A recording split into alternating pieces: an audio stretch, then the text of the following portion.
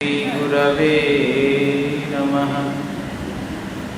मूकं करोति वाचालं पंगुं लांघायते गिरिं यत्कृपातमहं वन्दे श्रीगुरुं दीनतारिणम्। नमयो विष्णुपादाय श्रीगौरप्रियमूर्तये श्रीमते भक्तिवल्लभतीर्थगोस्वामिनामिने। कृपया क्षमतामपराधिजनं कलुषायुतशक्तसुदीननरम् सुपथे परिचालय सर्वदिनं। प्रणमामि च माधव देवपदम्। वाञ्छाकल्पतरुभ्यश्च कृपासिन्धुभ्य एव च पतितानां पावनेभ्यो वैष्णवेभ्यो नमो नमः। नमो महावदान्याय कृष्णप्रेमप्रदायते कृष्णाय कृष्णचैतन्य नामिने गौरद्विषे नमः। तप्तकाञ्चन गौराङ्गी राधे वृन्दावनेश्वरी वृषभानुसुते देवी प्रणमामि हरिप्रिये। हे कृष्ण करुणा सिन्धु दीनबन्धो जगत्पते गोपेश गोपिकाकान्त राधाकान्त नमोऽस्तुते। नमो ब्रह्मणदेवाय गोब्राह्मणहिताय च जगद्धित्याय कृष्णाय गोविन्दाय नमो नमः।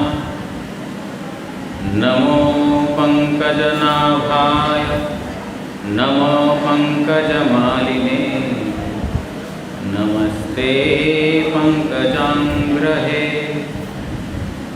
कस्तूरीतिलकं ललाटपटले वक्षस्थले कौस्तुभं नाकाग्रे वरमौक्तिकं करतले वेणुं करे कङ्कणं सर्वाङ्गे हरिचन्दनं सुललितं कंठे च मुक्तावली गोपस्त्री परिवेष्टितो विजयते गोपालचूडामणि। भुजे सव्यवेणुं शिरसि शिखिपिच्छं कटितटितुकूलं नेत्रान्ते सहचरकटाक्षं विदधते सदा। श्रीमद्वृन्दावनवसति लीला परिचयो जगन्नाथस्वामी नयनपथगामी भवतु मे। वन्दे नन्दव्रजस्त्रीणां पादरेणुम् अभीक्ष्णशः यासां हरिकथोद्गीतं पुनाति भुवनत्रयं भक्त्या विहीनयपराधलक्षैः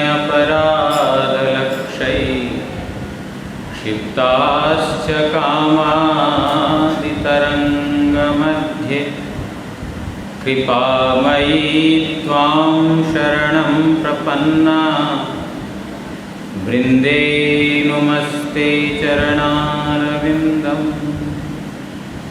वागीशायस्य वदने लक्ष्मीर्यस्या च वक्ष्यासि यस्यास्ते हृदये संवित्तं नृसिंहमहं भजे। श्रीकृष्ण चैतन्य प्रभु नित्यानंद, श्री अद्वैत गदाधर श्रीवासादि गौरभक्तवृंद। हरे कृष्णा कृष्ण कृष्ण हरे हरे, हरे राम राम राम हरे हरे। नारायणं नमस्कृत्य नरं चैव नरोत्तमं, देवीं सरस्वतीं व्यासं ततो जयमुदीरये।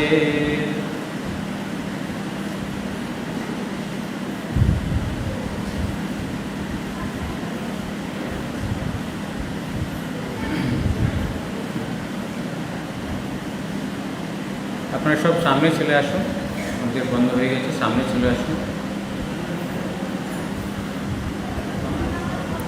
আপনারা চলে আসুন।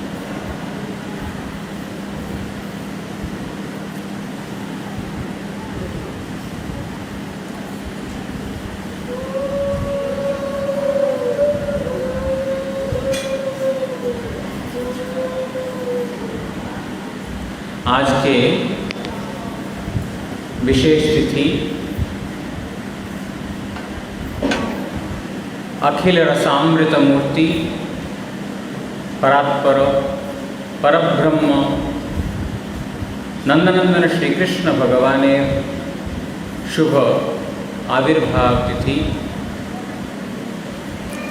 आमरा श्री चैतन्य गौड़ीय मठ माने जे चैतन्य महाप्रभुर शिक्षा अनुरूप आमरा जा आचरण करी, से श्री चैतन्य महाप्रभुर शिक्षा आराध्यो भगवान व्रजेश तनयाम तद्धाम वृंदावनम रम्या काचिदुपासना व्रजवधू वर्गेन या कल्पिता। श्रीमद्भागवतं प्रमाणमवलं प्रेमकुमार्थो महान्। श्रीमद्भागवतं प्रमाणमवलं प्रेमकुमार्थो महान्। श्री चैतन्य महाप्रभुर्मतमिदं तत्रादरो न परः। चैतन्य महाप्रभुर शिक्षाटा की आराध्यो भगवान ब्रजेश तनयाम, हमारे सर्वोत्तम आराध्य के ब्रजेश तनय, ब्रज ईश, ब्रजेर ईश माने नंद महाराज, नंद महाराजेर पुत्र हमारे आराध्य। अनेक देवी देवता आছেন, ब्रह्मादि देवगण आছেন, किंतु आराध्य भगवान नंदनंदन श्रीकृष्ण ही केन परमाराध्य परम गुरुपाद पद्म नित्यलीला प्रविश्ल भक्ति दैत माधव गोस्वामी महाराज তিনি একটি হরিকথা প্রসঙ্গে বলেছিলেন, শ্রীকৃষ্ণ আরাধনাই শ্রেষ্ঠ কেন? যখন এত মূর্তি আছে, এত দেবতা দেবীগণ আছেন, শ্রীকৃষ্ণের আরাধনাকেই শ্রেষ্ঠ কেন বলা হয়েছে? কেননা শ্রীকৃষ্ণ হচ্ছেন সকল দেবতারও দেব। ঈশ্বর পরমকৃষ্ণ সচ্চিদানন্দ বিগ্রহ। তিনি কোনো সাধারণ ঈশ্বর নয়, তিনি হচ্ছেন পরমেশ্বর।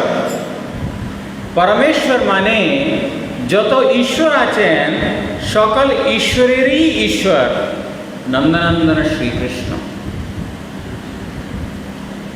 এই জন্য ভগবান কাকে বলা হয়? যার ভগ আছে তাকে ভগবান বলা হয়।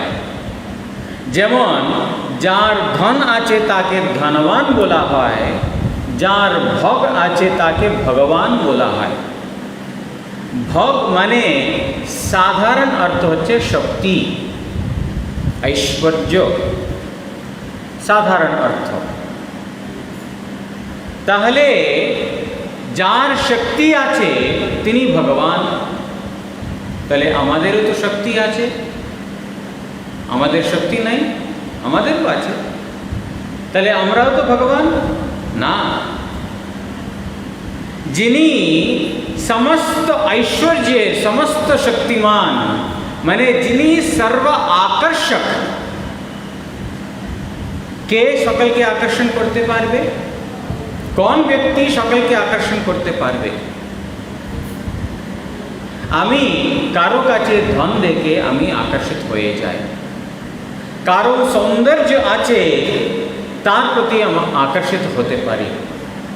একজন আকর্ষিত হয় যার বিদ্যা আছে তাকে দেখে, এবং যার মধ্যে বীরতা আছে, বীর্য শক্তি আছে, তাকে দেখে অপর কেউ আকর্ষিত হতে পারে।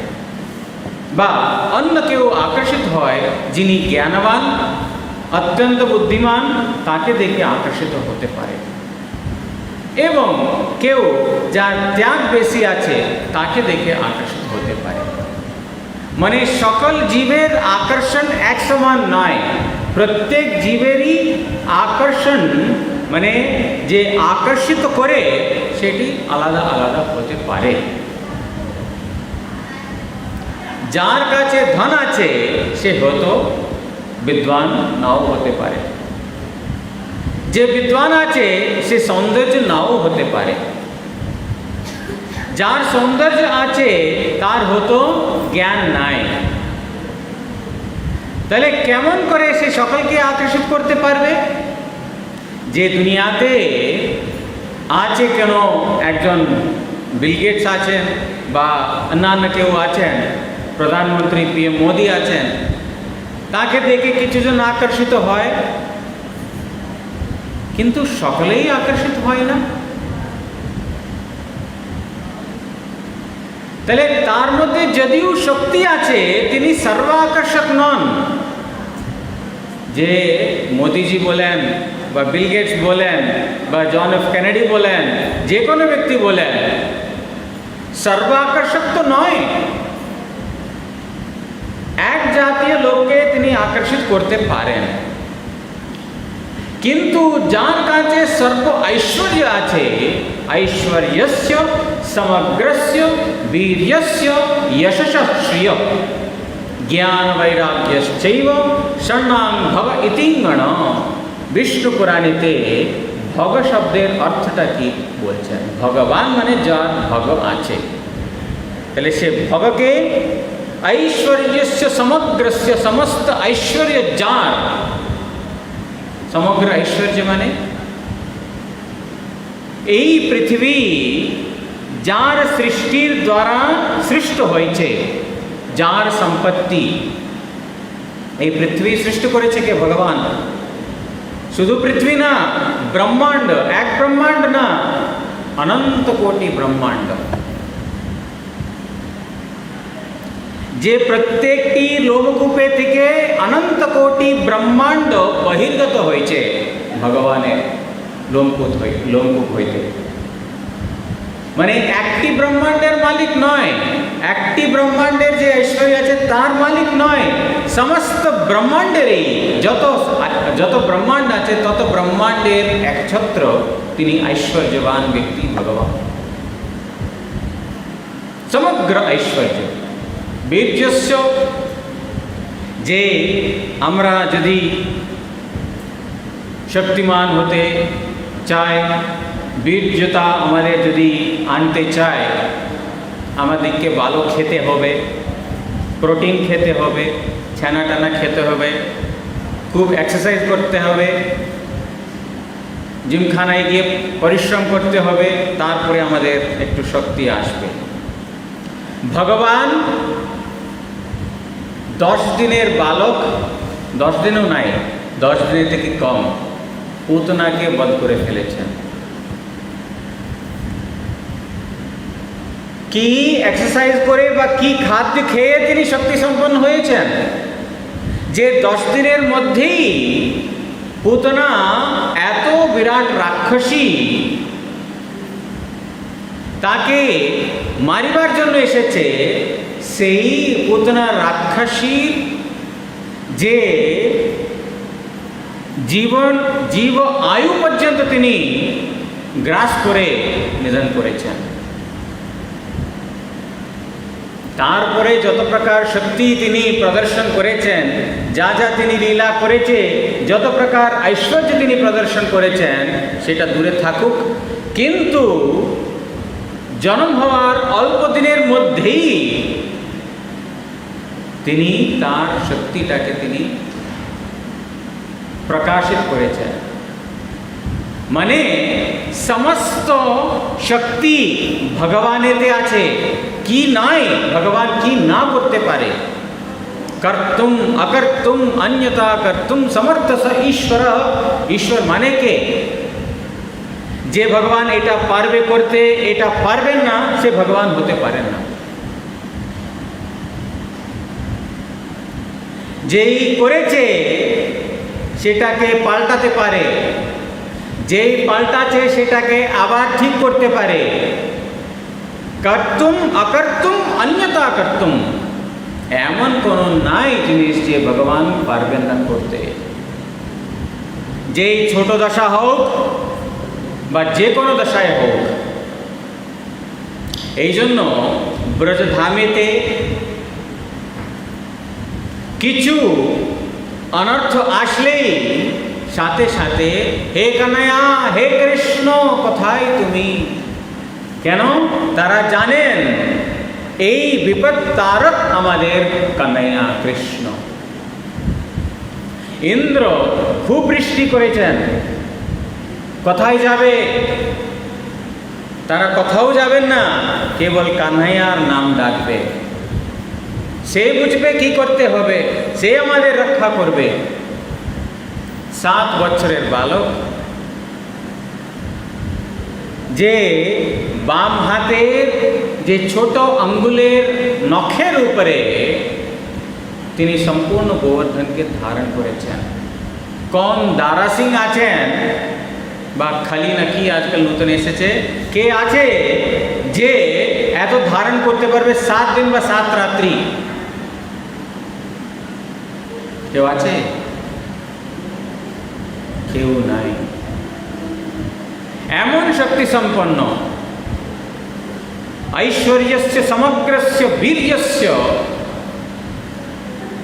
যশস, ভগবানের যশ।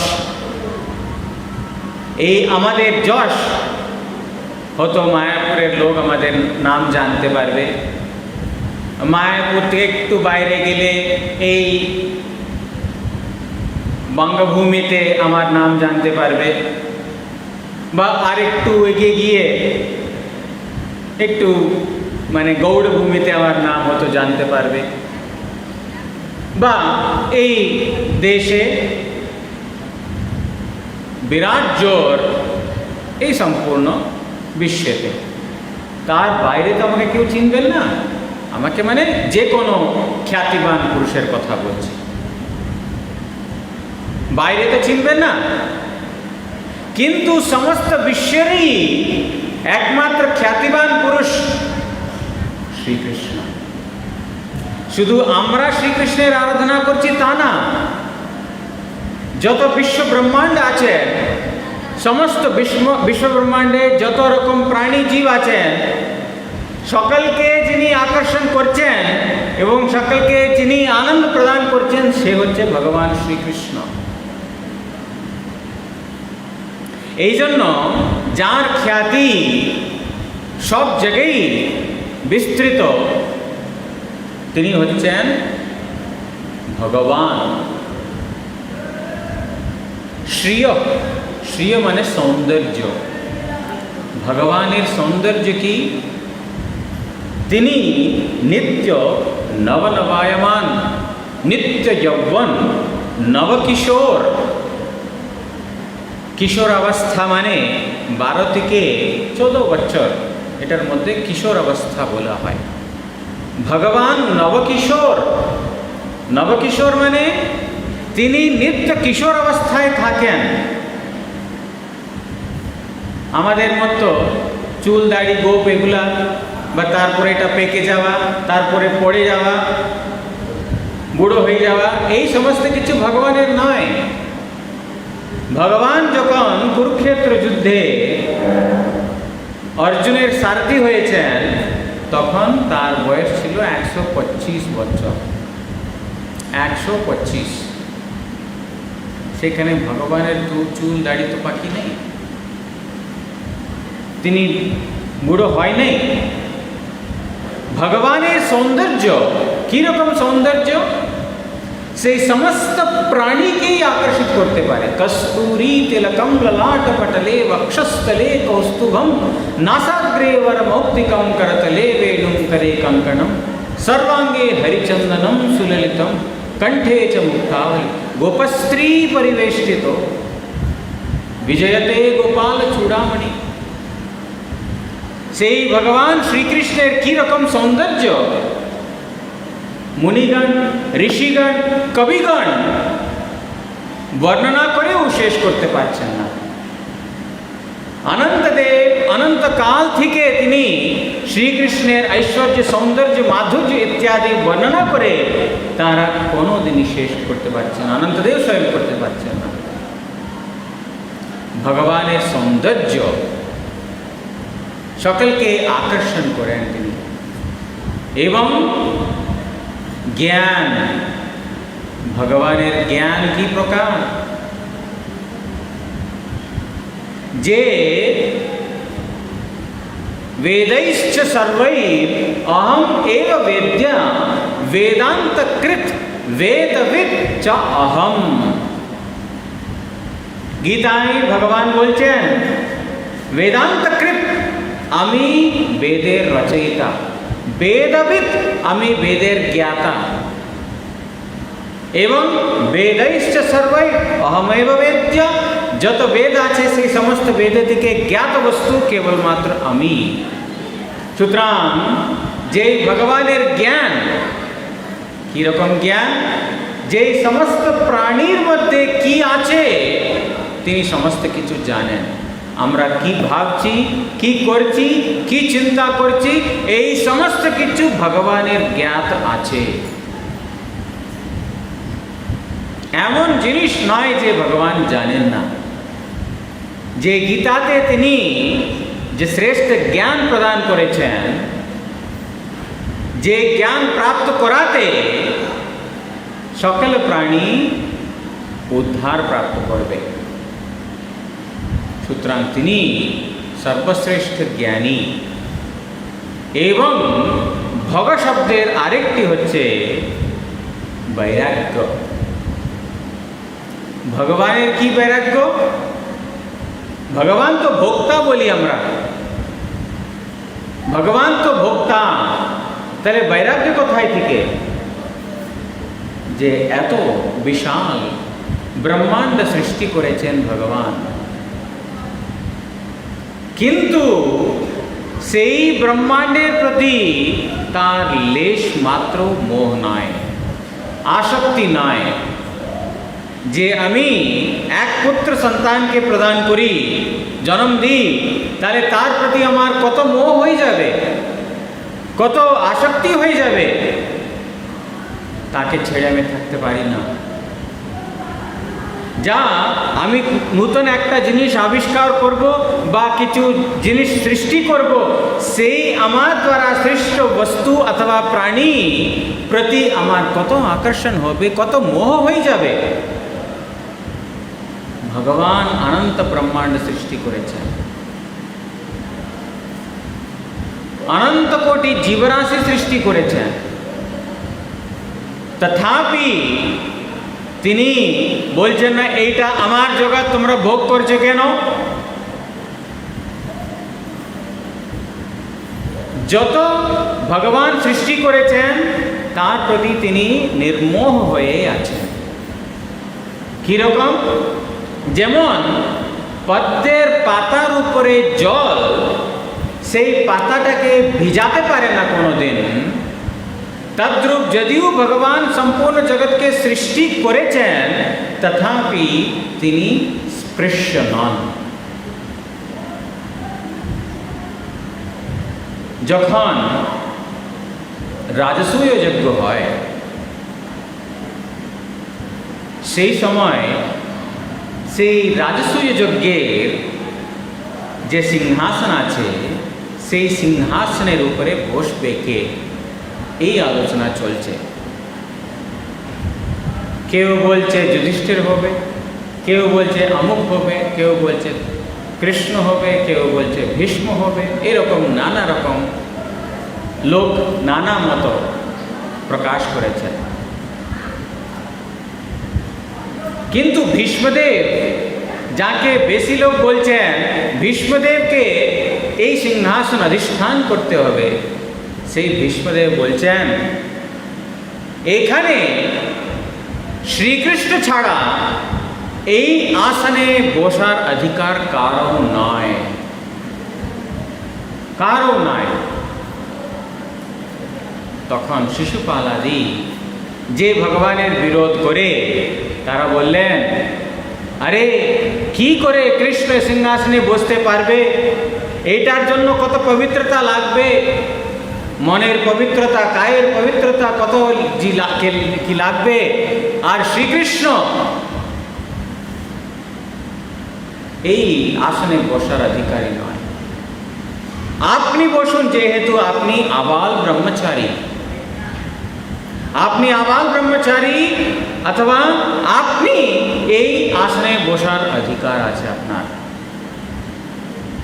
তখন ভীষ্মদেব বলছেন যে শ্রীকৃষ্ণ 16 বছর বয়সে 16,000 না, অনন্ত কোটি গোপীগণের মধ্যে রাসক্রীড়া করছেন, তথাপি তিনি তাদের প্রতি মোহগ্রস্ত নন।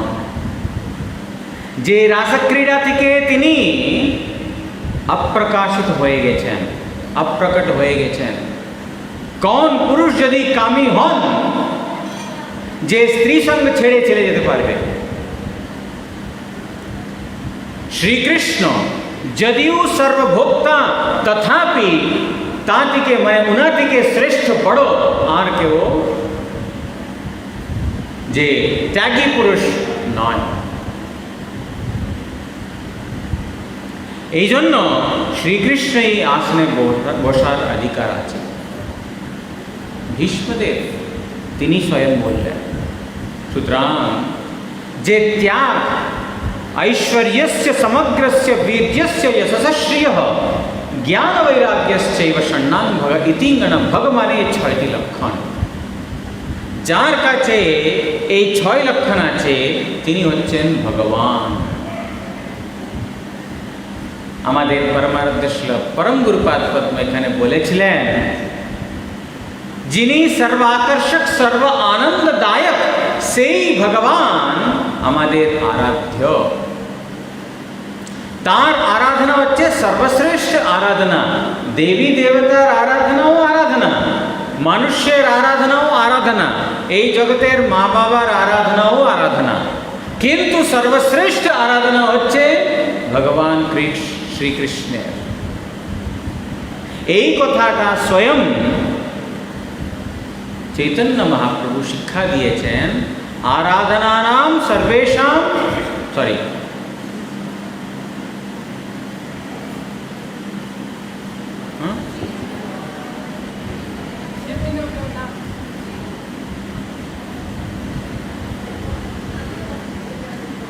কি শ্লোকে আরম্ভ করলাম আমি, আবার ভুলে গেছি। আরাধ্য ভগবান ব্রজেশ তনয়াম, আরাধ্য ভগবান ব্রজেশ তনয়াম। সেই ব্রজেশ তনয় নন্দনন্দন শ্রীকৃষ্ণের আরাধনই সর্বশ্রেষ্ঠ। তদ্ধাম বৃন্দাবনম, তিনি বাস কোথায় করেন? তদ্ধাম বৃন্দাবনম, তিনি বৃন্দাবনে বাস করেন। কেন? তিনি মথুরায় বাস করেন না, তিনি দ্বারকায় বাস করেন না। না, আমরা আরাধনা করি যে বৃন্দাবনে যে কৃষ্ণ আছেন তাহার। কেন বৃন্দাবন কৃষ্ণ? এত সংকীর্ণতা কেন? আপনারা বলছেন কৃষ্ণ আরাধনা করবেন, ওইটাই সংকীর্ণ হয়ে যাচ্ছেন। তারপরে আপনি বলছেন শ্রীকৃষ্ণ যে ব্রজেন্দ্র নন্দন এবং যে বৃন্দাবনবাসী, এত সংকীর্ণতা কেন? ভক্তিতে এত সংকীর্ণতা ঠিক নয়, এটা সংকীর্ণতা নয়, এটা সর্বশ্রেষ্ঠতা। যাকে আরাধনা করলে, যাকে পূজা করলে, সেবা করলে সমস্ত আরাধনা ওটার মধ্যেই হয়ে যায়, তিনি হচ্ছে শ্রেষ্ঠ।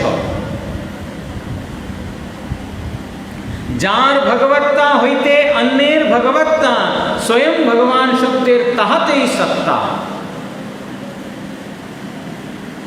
যা থেকে অন্যান্য যে অবতার ভগবত্তা প্রাপ্ত করছেন, তিনি হচ্ছেন স্বয়ং ভগবান। যার ভগবত্তা হইতে অন্যের ভগবত্তা, তিনি স্বয়ং ভগবান শব্দ পদবাচ্য হন। এই জন্য আমরা স্বয়ং ভগবান নন্দনন্দন শ্রীকৃষ্ণকে উপাসনা করি। কেন নন্দনন্দন শ্রীকৃষ্ণ? কেননা 5 মুখ্য রস আছে। কি রস? শান্ত, দাস্য, সাক্ষ্য, বাৎসল্য এবং মধুর। পঞ্চরসে সম্পূর্ণ যে আনন্দ যিনি আস্বাদন করেন এবং আনন্দ প্রদান করেন, তিনি হচ্ছেন নন্দনন্দন শ্রীকৃষ্ণ। যে দ্বারকা কৃষ্ণ এবং মথুরা কৃষ্ণেতে যেমন নন্দনন্দন শ্রীকৃষ্ণের ভাব আছে, সেই ভাব ওখানে নাই। কি ভাব? ভগবানের সেবা হয় রাগমার্গেতে, ভগবানের সেবা হয় ঐশ্বর্য ভাবেতে। যে দ্বারকাধীশ এবং মথুরাধীশ কৃষ্ণকে আরাধনা করা হয় ঐশ্বর্য ভাবেতে।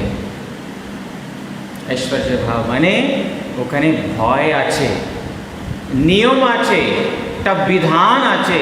সেই বিধান অনুসারে যদি সেবা না করি, ভগবান যদি রুষ্ট হয়ে যান, তাহলে আমাদের ছেড়ে চলে যাবেন, এরকম আশঙ্কা। কিন্তু ব্রজের ভক্তগণের ভাব, শ্রীকৃষ্ণ আমাদের ছেড়ে যাবে কোথায়? তুমি কোন বড় লোক? তুমি আমি সম। আরে তোমার শক্তি একটু বেশি আছে বলে তুমি কি বড় হয়ে গেছিলে? তুমি তো কোয়ালা, আমিও তো কোয়ালা। তুমি তো বাচ্চা, আমিও বাচ্চা। তোমার একটু শক্তি বেশি আছে তাতে তুমি ভগবান হয়ে গেছো, সেরকম তো নয়। মানে ওখানে যে ঐশ্বর্য ভাবের স্থান নাই, সম্পূর্ণ যে রাখালগণের যে ভাব, যে ভগবানের যে আমার নিজের লোক, এইরকম ভাব ওখানে। এবং যে গোপীদের বাৎসল্য ভাবের ভক্ত, যে নন্দ যশোদা, তাদের ভাব কীরকম? যদি শ্রীকৃষ্ণকে আমরা শাসন না করি, বাচ্চা বদমাশ হয়ে যাবে, বাচ্চা শৃঙ্খলতার বাইরে চলে যাবে।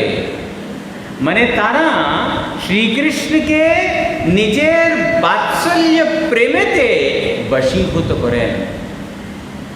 এই জন্য ব্রহ্মাজি স্তবেতে বলেছিলেন, অহো অতি ধন্যা व्रज गो रमण्या स्तन्यामृतं पीतमतीवते मुदा याशां विभो वत्सरात्मजात्मना यत्तृप्तये अद्यापि न चालम अध्वरा। अहो अति धन्या, आह की धन्या, अहो की धन्या মানে কত ভাগ্যবতী কারা? ব্রজ গৌরমণ্য, ব্রজের যে গো মানে গরু, রমণ্যা মানে রমণী স্ত্রীগণ। কি স্ত্রীগণ? মাতৃতুল্য স্ত্রীগণের কথা হয়েছে এখানে। अहो अति धन्या ब्रजगोरमन्ना, कत धन्या एरा, स्तन्नामृतम पीतम अतीव ते मुदा। কি করছে ভগবান শ্রীকৃষ্ণ? তার স্তন্যামৃত, স্তন্যামৃত মানে দুধ পান করছেন। যশোদা এবং যত যে মাতৃতুল্য গোপীগণ আছেন তাদের স্তন পান করছেন শ্রীকৃষ্ণ। কত ধন্য যে জগতের মা ভগবান, তিনি যাকে মা বলে সম্বোধন করেন, তিনি কত ভাগ্যবতী। সম্পূর্ণ জগতের পালনকর্তা, সৃষ্টিকর্তা, পোষক, তাকে আমরা মানে তিনি মা, মা মানে সৃষ্টি দেন এবং পালনও করেন, তিনি তো মা। মা মানে শুধু জন্ম দিয়ে ছেড়ে দিয়েছে সে মা হবে না। মা মানে জন্ম দিবে এবং বাচ্চাকে পোষণও করবে, তখনও মা বলা যায়, তার আগে না। জন্ম দেওয়ার তো প্রত্যেকেই পারবে করতে, কিন্তু সে পোষণ করবে, তারপরে মা শব্দ বাচ্চা হবে। সেই ভগবান সমস্ত সৃষ্টিকে, সমস্ত জীবকে সৃষ্টি করেছেন এবং সকলকে তিনি পালনও করছেন। সেই ভগবান যাকে মা বলে সম্বোধন করেন, তার ভাগ্যের সীমা কোনো কিছু আছে? এই জন্য বলছেন অহো অতি ধন্য, কত ধন্য এরা। স্তন্নামৃতম পীতম অতীব তে মুদা, তিনি স্তনপান করছেন কিভাবে? অতীব তে মুদা। মুদা মানে অত্যন্ত আনন্দিত হয়ে, অত্যন্ত আনন্দিত হয়ে। যে আনন্দ রস বৈসহ আনন্দময় অভ্যসাত, যার দর্শনে, যার সঙ্গে, যার সেবায় সমস্ত প্রাণী আনন্দ প্রাপ্ত করতে পারবে, সেই সর্ব আনন্দময় ভগবান যার স্তনপান করে আনন্দ প্রাপ্ত করছেন। অহো কি ভাগ্য। মানে যে সকলকে আনন্দ দেন, তিনি যার স্তনপান করে আনন্দ প্রাপ্ত করছেন, তার ধন, তার ভাগ্যের কোনো সীমা আছে? ভগবান পুত্র রূপে এসেছেন, কিন্তু তিনি সাধারণ বালক নহেন। তিনি ভক্তের যে বাৎসল্য ভাব, ये यथा मां प्रपद्यन्ते तां तथैव भजामि अहम, যেমন ভাবে যে ভক্ত আমার ভজনা করে, আমি তেমন ভাবে তার প্রতি রস প্রদান করি। কেউ আমাকে পুত্র রূপে আমার ভজনা করে, আমি তার পুত্র হয়ে যাই। কেউ আমাকে সখা রূপে আমার ভজনা করে, আমি তার সখা হয়ে যাই। কেউ আমাকে নিজ প্রাণনাথ ভাবে আরাধনা করে, তার প্রাণনাথ আমি হয়ে যায়। ये यथा मां प्रपद्यन्ते, যে ব্যক্তি যে ভাবে আমার শরণাপন্ন হয়েছে, আমি ঠিক তদ্রূপ তার প্রতি আমি রস আদান প্রদান করি। এই জন্য এই গোপীরা, মাতৃতুল্য গোপীরা শ্রীকৃষ্ণকে পুত্ররূপে বরণ করতে চাইছিলেন। তাদের ভাগ্য আরও প্রস্ফুটিত করার জন্য ভগবান শ্রীকৃষ্ণ যদিও তিনি পুত্র নন, তথাপি তিনি পুত্র হন। এই জন্য তিনি বলেছিলেন জন্ম কর্ম চ মে দিব্যম, আমার জন্ম কোনো সাধারণ নয়, আমার কর্ম কোনো সাধারণ নয়। আমার জন্ম হয়েছে মানে যে সাধারণ যে বালক বালিকার যে জন্ম হয় মাতার গর্ভে থেকে, আমার জন্ম সেরকম নয়, কিন্তু দিব্যম। যখন শ্রীকৃষ্ণ কংস কারাগারে তিনি প্রকট হয়েছিলেন দেবকী গর্ভে থেকে, দেবকী ওখানে প্রসব দেয় নাই। যেমন একটি সাধারণ স্ত্রী মহিলা প্রসব দেয়, সেরকম দেবকীর প্রসব হয় নাই। তিনি গর্ভে থেকে তিনি প্রকাশমান হয়েছেন বাইরে। কোনো ভৌতিক ক্রিয়ার দ্বারা ভগবানের জন্ম নয়। তিনি সর্বপ্রথম বাসুদেবের হৃদয়ে প্রকাশিত হয়েছেন। সত্ত্বম বিশুদ্ধম বসুদেব শব্দিতম। বসুদেব মানে কে? বিশুদ্ধ সত্ত্ব তত্ত্বকে বসুদেব বলা হয়, জাগতিক সত্ত্ব না। সত্ত্ব রজ তমোগুণের শৃঙ্খলে আমরা বন্দী হয়ে আছি, কিন্তু এই জাগতিক সত্ত্বের উপরে বিশুদ্ধ সত্ত্ব তত্ত্ব তিনি হচ্ছেন বসুদেব। এবং দেবকী, দেবকী মানে কি? ভক্তি। যিনি দেবতা স্বরূপা, যিনি দেবতা স্বরূপিণী, দেবকী মানে ভক্তি। যেখানে ভক্তি এবং বিশুদ্ধ সত্ত্বের মিলন হয় সেখানে শ্রীকৃষ্ণের প্রাকট্য হয়। যেখানে ভক্তি নাই সেখানে ভগবান প্রকট হবেন না। আর ভক্তি যেখানে হবে সেখানে হৃদয়টা বিশুদ্ধ সত্ত্ব তত্ত্বে প্রতিষ্ঠিত হয়ে যাবে, সেইখানে ভগবানের প্রাকট্য। সুতরাং শ্রীকৃষ্ণ সর্বপ্রথম প্রকট হয়েছিলেন বসুদেবের হৃদয়েতে। সেই বসুদেবের হৃদয় থেকে তিনি দেবকীর হৃদয়ে প্রবেশ করেছিলেন। তারপরে দেবকীর হৃদয় থেকে তিনি দেবকীর গর্ভে এবং সাধারণ পুত্রের মতো এবং গর্ভে থেকে তিনি সাক্ষাৎ প্রকাশিত হয়েছেন সামনে। শঙ্খ চক্র গদা পদ্মধারী, কিरीट কুণ্ডলধারী, কৌস্তুভধারী শ্রীকৃষ্ণ চতুর্ভুজ নারায়ণ রূপে প্রকট হয়েছিলেন। कंस कारागारे सम्पूर्ण आलोकित करेছিলেন, কিন্তু ভগবানের যোগমায়া বলে কেউ দেখতে পারল না। সেই কৃষ্ণ যদিও তিনি সাধারণ পুত্র নয়, পুত্র রূপে তিনি এসেছিলেন কেবলমাত্র একটাই কারণ, ভক্তের ভক্তে বশীভূত হয়ে। যেহেতু তিনি ভক্তবৎসল,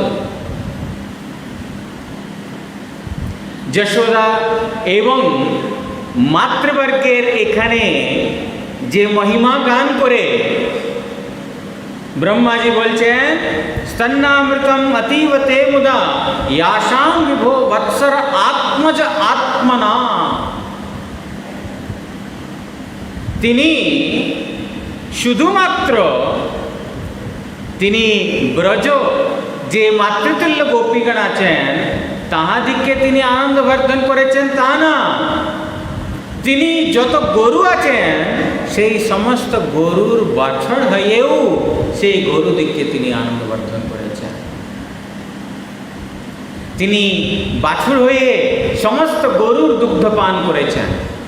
তিনি গোপ হয়ে সমস্ত গোপীগণের স্তন পান করেছেন, অতীব তে মুদা এবং আনন্দ প্রাপ্ত করেছেন। শ্রী বিশ্বনাথ চক্রবর্তী ঠাকুর পাদ ওখানে টিকায় লিখেছেন যে নন্দনন্দন শ্রীকৃষ্ণ যে সমস্ত জীবকে যিনি আনন্দ প্রদান করেন, তিনি এত লোভে মায়ের দুধ পান করছেন, শুধু একটা যশোদার না। যখন ব্রহ্ম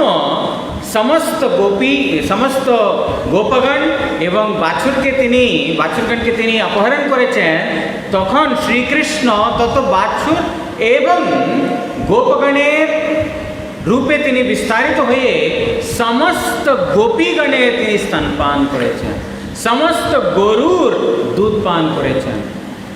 याशां विभो वत्सर आत्मज आत्मना यतृप्तये अद्यापिना चालमध्वरा। আর তৃপ্তি পান প্রাপ্ত করছেন। এমন যে নন্দনন্দন শ্রীকৃষ্ণ, নন্দ মহারাজের ভাগ্যটা কি রকম? अहो भाग्यम नंद गौप ব্রজোপশাম। বলছেন কি ভাগ্য বাবা, কি ভাগ্য কার? নন্দ গোপ ব্রজোপশাম, নন্দ মহারাজ এবং অন্যান্য গোপগণের কি ভাগ্য, কি ভাগ্য, অহোভাগ্য, অহোভাগ্য। কেন অহোভাগ্য? यन्मित्रं परमानंदम যার মিত্র রূপে এসেছেন পরমানন্দ স্বরূপ শ্রীকৃষ্ণ স্বয়ং। যখন আমার মিত্র আনন্দ হয়ে যায়, পরমানন্দ হয়ে যায়, তা আমি কি প্রাপ্ত করব? আনন্দিত প্রাপ্ত করব। আমি যার সাথে সাক্ষ্য ভাব রাখি বা আমি যাকে বন্ধু মনে করি, সে নিজে দুঃখী হয়ে আছে, আমাকে আর কি সুখ দিবে? কিন্তু জন মিত্রম পরমানন্দম, যার মিত্র পরমানন্দ ভগবান স্বয়ং হয়েছেন, তার আর কি ভাগ্য! অহোভাগ্য, অহোভাগ্য। यन मित्रम परमानंदम पूर्णम ब्रह्म सनातनम, তিনি কে? সনাতন পূর্ণ ব্রহ্ম বস্তু। সে পূর্ণ ব্রহ্ম বস্তু যার মিত্র হয়েছেন, যার সখা হয়েছেন, তার আনন্দের কোনো সীমা আছে? তার ভাগ্যের কোনো সীমা আছে? এই জন্য এখানে শ্রীকৃষ্ণের আরাধনা, যে নন্দনন্দন শ্রীকৃষ্ণের আরাধনা কেন শ্রেষ্ঠ বলা হয়েছে, এটা আপনি পাবেন না। কোথায়? দ্বারকায় পাবেন না। যখন সুদাম সখা, সুদামা ব্রাহ্মণ, সুদাম সখা মানে ব্রজের সুদাম সখা না, সুদামা বিপ্র, সুদামা ব্রাহ্মণ, তিনি ছিল ভগবানের সহপাঠী। একটি স্কুলে সন্দীপন মুনির কাছে দুজনই বিদ্যাভ্যাস করেছিলেন। কিন্তু পরে শ্রীকৃষ্ণ দ্বারকায় বড় রাজা হয়ে গেছেন এবং এই ব্রাহ্মণ দরিদ্র ব্রাহ্মণ রূপে রয়ে গেছেন। তার স্ত্রী বলেছে, শুনেন, আপনি যান, আপনার সখা কৃষ্ণ এখন বড় রাজা হয়ে গেছে, আপনি চাইলে আপনাকে দিবে, কিছু ধন সম্পত্তি ঐশ্বর্য দিবে। আমরা দরিদ্রতায় কতদিন মরব, আমাদের বাচ্চাদের কিছু খাবার নাই, ঘর ঠিক নয়, যান না। এখন বড় লোক হয়ে গেছে, সে আমাকে চিনবে কিনা আমি জানি না। না, আপনি তো প্রয়াস করে আসেন, একবার তো গিয়ে দেখেন। তখন সুদামা বিপ্র দ্বারকায় এসেছিলেন। কি রকম তার অবস্থা ছিল? ছিঁড়া কাপড়, উপরে গায়ে দেওয়ার কোনো কাপড় নাই, একটা ছোট এরকম একটা বস্ত্র দিয়েছে, আর নিচের কাপড়টা ছিঁড়া কাপড়, মলিন বসন, একদম ময়লা কাপড়।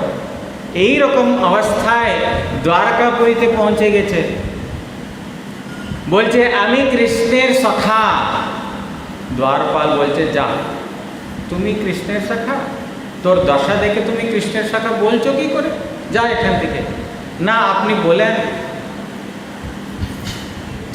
আপনার সহপাঠী যে সুদামা বিপ্র এসেছে বহু আশায়, দর্শন দিবে। যখন শ্রীকৃষ্ণকে বলা হয়েছে, শ্রীকৃষ্ণ সঙ্গে সঙ্গে ছুটে দৌড়িয়ে চলে আসছে, আরে সুদামা তুমি এসেছো। কিন্তু সুদামা সংকুচিত হয়েই আছে। কেন? ঐশ্বর্য ভাব। তার সংকোচে থেকে তিনি বাইরে আসতে পারলেন না। তিনি রাজা, আমি যদিও তার সখা, কিন্তু রাজার সাথে এরকম সাক্ষাৎ কিভাবে করতে পারবো? ওই ঐশ্বর্য ভাবেতে সেই সাক্ষাৎটা সংকুচিত হয়ে গেছে। অর্জুন কৃষ্ণকে সখা সখা বলে সম্বোধন করে, কৃষ্ণ সে অর্জুনকে সখা সখা বলে সম্বোধন করে। সেই সখা অর্জুনের কৃষ্ণ হয়েছেন সারথি। সারথি হয়ে তাকে কুরুক্ষেত্র যুদ্ধে তিনি রথ চালাচ্ছেন। সেনয়োর উভয়োর মধ্যে রথম স্থাপিতম, হে কৃষ্ণ, এই দুটি সেনার মধ্যে আমার রথটা স্থাপন করো। আরে বাবা, তুমি ভগবানকে আদেশ করছো? তিনি তো ভগবান। যদিও সারথি হয়েছে তিনি তো তিনি তো ভগবান, কিন্তু সখা সাক্ষাৎ সেখানে ভগবানের দর্শন হয় না। এই জন্য আদেশ করেছেন সেনয়োর উভয়ের মধ্যে একদম স্থাপিতম, আমার রথটাকে স্থাপনা করো আদেশ করেছে। আর শ্রীকৃষ্ণ তাই করেছে। তারপরে গীতোপদেশে করতে করতে তিনি তাহার বিরাট রূপটাকে দর্শন করাইছেন। শ্রীকৃষ্ণ নিজ বিরাট স্বরূপ বিশ্বরূপ দর্শন করাইছেন। বিশ্বরূপ দেখে অর্জুন বললেন, হে কৃষ্ণ, আপনাকে আমি সাধারণ সখা মনে করে নানা রকম বচন বলেছি, এমনকি আপনাকে আমি আদেশও করেছি। প্রভু, আপনার এই আমি অবগত ছিলাম না, আপনার প্রভুত্ব আমি দর্শন করি নাই কোনোদিন। প্রভু, অজ্ঞাতকল্পে আমি যে অপরাধ আপনার চরণে করে ফেলেছি, আপনি মাফ করুন। অর্জুন বলছে, সখাগণ, তুমি কোন বড় লোক, তুমি আমি সম। কতবার তারা দেখেছেন ভগবানের ঐশ্বর্য, একবার দুবার তিনবার চারবার না, বারবার ভগবানের ঐশ্বর্য দেখেছেন। তথাপি তারা ভগবানকে ভগবান বলে তারা সম্বোধন করেন না। ভগবান, এই কৃষ্ণ কানাইয়া, তোর শক্তি বেশি আছে, তুই নিচে দাঁড়া। অর্জুন বলছে, প্রভু, আপনাকে তুই বলে সম্বোধন করেছি, আপনি ক্ষমা করুন। এখানে ব্রজবাসীরা তুই থেকে আর বেশি কথা নাই ভগবানের সাথে। তুই নিচে দাঁড়া। ভগবানের উপরে 100 টাকা দাঁড়িয়ে আছে, এ তোর তো শক্তি আছে, তোর তো ভালো বল আছে, তুই নিচে দাঁড়া। কৃষ্ণকে বলছে, শাসন করছে। ঠিক আছে, কৃষ্ণ তাই, তার উপরে 1 সখা, তার কান্দার উপরে আরেক সখা, তার কান্দার উপরে আরেক সখা, যেই বৃক্ষের ফল পতিত করবে এবং কৃষ্ণকে দিবে। কৃষ্ণকে দিচ্ছে, সজা দিচ্ছে না, আগে খেয়ে দেখছে এটা ফলটা মিষ্টি আছে কিনা দেখি। হ্যাঁ, মিষ্টি আছে, দাও তো, এই শাখা দাও তো। সে তার নিচে যে দাঁড়িয়ে আছে, সে আচ্ছা এ তো মিষ্টি বললো, কিন্তু আমি একটু খেয়ে দেখি মিষ্টি আছে কিনা। সে মিথ্যাও বলতে পারে, মিথ্যে কথাও বলতে পারে, সেও খেয়ে দেখছে। এইরকম 3-4 জন খেয়ে যে অবশেষ বেঁচে যাচ্ছে, হয়তো আটি, সেইটা ভগবানের হাতে ধরাচ্ছে, কানাইয়া খা। আর কানাইয়া বলছে না, তুই আমাকে কি দিচ্ছিস? তোকে আমি আমার কান্দার উপরে দাঁড় করলাম, আর আমাকে তুই শুধু আটি দিচ্ছিস না। ও আমাদের ভক্তের প্রসাদ, তিনি কত আনন্দের সাথে তিনি গ্রহণ করছেন। সখাগণের ভাগ্যটা কোনো সাধারণ নয়। কেন চৈতন্য মহাপ্রভু ব্রজ শ্রীকৃষ্ণের আরাধনা বলছেন, সেই কথাকে নিয়ে আমি এই উত্থাপন করেছিলাম যে মথুরা এবং দ্বারকায় কৃষ্ণের সাথে যে সাক্ষরস হোক বা বাৎসল্যরস হোক, দেবকী এবং বসুদেব শ্রীকৃষ্ণকে যদিও পুত্র রূপে তারা প্রাপ্ত করেছেন, তথাপি তাকে তিনি ভগবান রূপেই তারা দেখেছেন, যেহেতু তাহার ঐশ্বর্য দেখেছেন।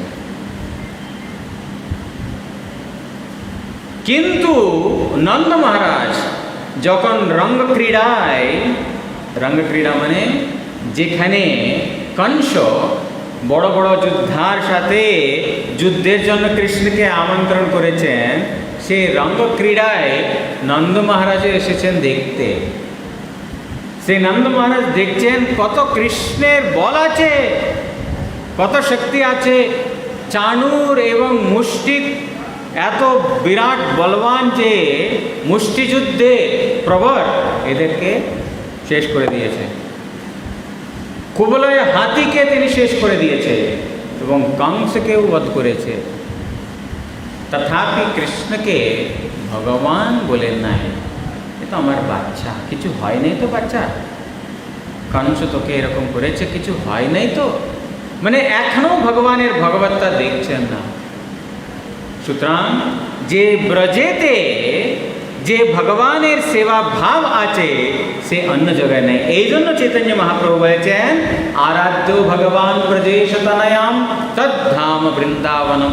ঠিক তার ধাম বৃন্দাবন, সেই নন্দনন্দন শ্রীকৃষ্ণকে উপাসনা করব। তাহলে কিভাবে করব বলেন? উপাসনার যে ভাবটাও বলুন। রম্যা কাচিদ উপাসনা ব্রজবধূ বর্গে নয়া কল্পিতা। যে গোপীগণ যে ভাবে শ্রীকৃষ্ণের সেবা করেছেন সেই ভাব